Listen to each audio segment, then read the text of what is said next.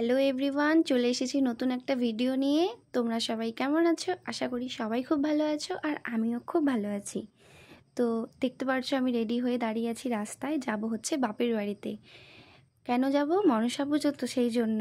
তো রাস্তায় যখন দাঁড়িয়েছিলাম, 1 ঘন্টা ধরে দাঁড়িয়েছিলাম, কোনো গাড়ি নেই। তারপরে ভাবলাম যে না, এখানে ওয়েট করলে হবে না, স্টেশনে যাব, ট্রেনেই যেতে হবে বাড়িতে। তার মধ্যে ছিলাম উপোস, বাড়িতে গিয়ে আবার পুজো করতে হবে। কেন কি, এবারের পুজোর টোটাল দায়িত্ব ছিল আমার উপরে। আর এই যে দেখো, যাওয়ার সময় ভিউটা দারুণ লাগছিল। তো আমি বাড়িতে চলে এসেছি, আর আমার বাবা আমাকে স্টেশনে আনতে গেছিলো। তো বাবার সাথে আসার সময় বাজারেও ঢুকেছিলাম ঠাকুরের জিনিসপত্র কিনতে। তো সেগুলো ভিডিও করা হয়নি, কেন কি এত রৌদ্র ছিল, গরম ছিল, আমার অস্থির লাগছিল, আর মোবাইল বের করে ভিডিও করার সময় পাইনি। তো যাই হোক, বাড়িতে এসে স্নান করে আমি চলে এসেছি পুজোর কাজ করতে। তো দেখো, এখানে চাঁদা বলে এটাকে, চাঁদা টাঙাচ্ছিলাম। এখানে 5 ফল দিতে হয়, তারপরে আরও সোনা রূপো অনেক কিছু, যার যেটা নিয়ম থাকে সে সেটা দেয়। তো এখানে মামি আর আমি চাঁদা টাঙাচ্ছিলাম, সেট করছিলাম আর কি। তো রুমটা দেখে তোমরা বুঝতে পারছো, এটা হচ্ছে একটা বেডরুম, এটা কিন্তু ঠাকুরঘর না।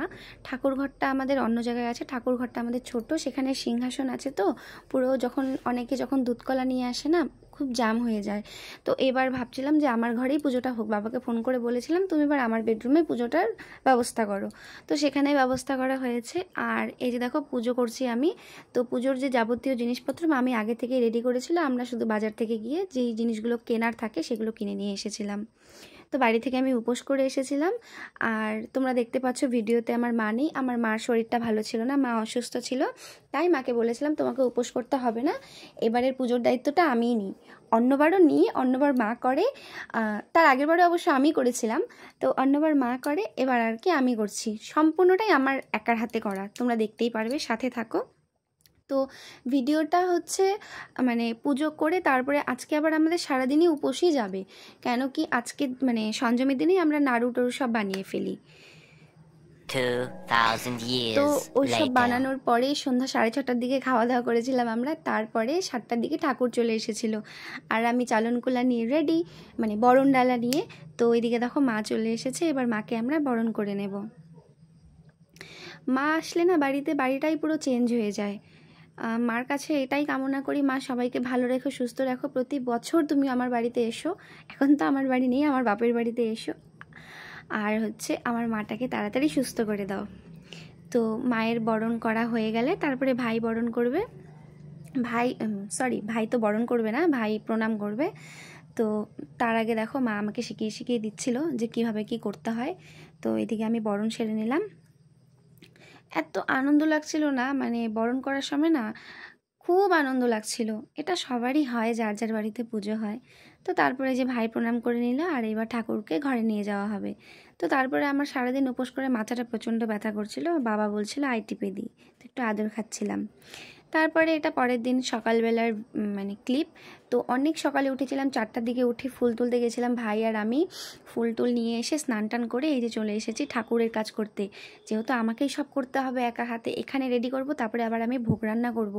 তো এইদিকে দেখো, আমি মেহেদিতে 5 রকমের 5 রকমের আবির না, 5 রকমের পঞ্চগুড়ি আর আবির দিয়ে আমাদেরকে আসনটা সাজাতে হয়।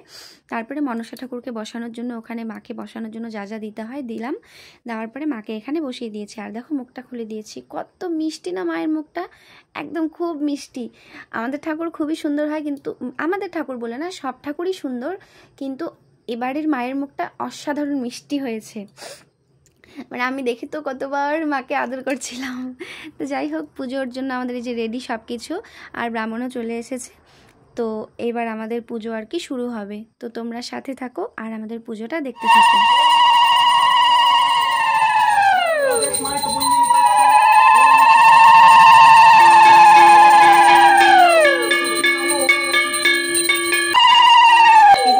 আরতি হচ্ছে, মাকে আর কি আরতি করে নেওয়া হচ্ছে।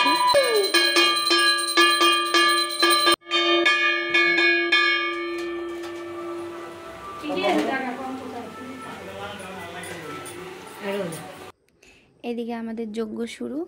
আর বড়দের কাছে শুনি যজ্ঞের শিখা সোজা জ্বললে নাকি খুব ভালো। তো দেখো, খুব সুন্দর পুজো হয়েছে আমাদের। তো তারপরে পুজো সেরে মনসা ঠাকুরের পুজোতে তো দুধকলা ভাসাতে যেতে হয় নদীতে, তোমরা সবাই জানো। আর এই যে আমরা চলে এসেছি নদীতে, আর এখানে না অনেকে স্নান করছিল, আর মানে অনেকেই দুধকলা ভাসিয়ে গেছে আমাদের আগে, আরও আসছিল দেখলাম। তো যাই হোক, আমরা একে একে এখানে সব রেডি করে দুধকলা ভাসাবো। তো মানে সবার কিন্তু এক নিয়ম থাকে না, হ্যাঁ, যার যেটা নিয়ম, যার বংশে যেটা নিয়ম, সে কিন্তু সেভাবেই পুজো করে। তোমরা আমার নিয়মটা দেখে বলো না যে তোমার এই নিয়ম, এটা হয় না। আমাদের এরকম নিয়ম, তাই আমরা এরকমভাবেই পুজো করি। তো এখানে মানে এক এক করে সব দুধকলা ভাসালাম, আর ভাসানোর পরে তারপরে না মানে একটু ইচ্ছে হলো, আমি কিন্তু জল ভীষণ ভয় পাই, কিন্তু আজকে সবার চক্করে পড়ে একটু জল দিয়ে আজকে খেলবো। তো এই যে দেখো, তারপরে খেলে টেলে তারপরে হচ্ছে আমরা চলে যাব বাড়ির দিকে। আর দুধকলা ভাসিয়ে বাড়ি যাওয়ার সময় নাকি পিছন ফিরে দেখতে হয় না। তো যাই হোক, এখানে দেখো মানে নদী পার হয়ে তারপরে হাই রোড পার হয়ে বাড়ি আমাদের খুব একটা দূরে না, তো চলে এসেছি বাড়ির রাস্তায়। আর এই যে দেখো বাড়িতে চলে এসেছি। তারপর একটা নিয়ম থাকে যে ঘরের চালের মধ্যে যে নদীর জলটা থাকে সেটা দিয়ে, ওই জল মাথায় দিয়ে আমাদের ঘরে ঢুকতে হয়। তারপরে ঢুকে গিয়ে মাকে ধান দুব্য দিয়ে বরণ করে তারপরে আমাদের উপোস ভাঙতে হয়। তো আমি সেটাই করছিলাম। আর এখানে আমার সাথে সাথে যে মাসি কাকি ওরা ছিল, মানে যারা যারা দুধকলা দিয়েছিল আমাদের পাড়ার, তারাও এখানে সবাই ধান দুব্য দিচ্ছিল মাকে। তো পুজোটা কেমন লাগলো তোমাদের অবশ্যই কমেন্ট করে বলো। আর পুজোর পরে যে প্রসাদ খাওয়ার ক্লিপগুলো ছিল না, সেগুলো আমি কিচ্ছু নিতে পারিনি। তো এখানেই মার এই ভিডিওটা দিয়ে ভিডিওটা ভিডিওটা আমি শেষ করব। তোমরা সবাই ভালো থেকো, সুস্থ থেকো। ভিডিওটা ভালো লাগলে অবশ্যই লাইক কমেন্ট শেয়ার করো।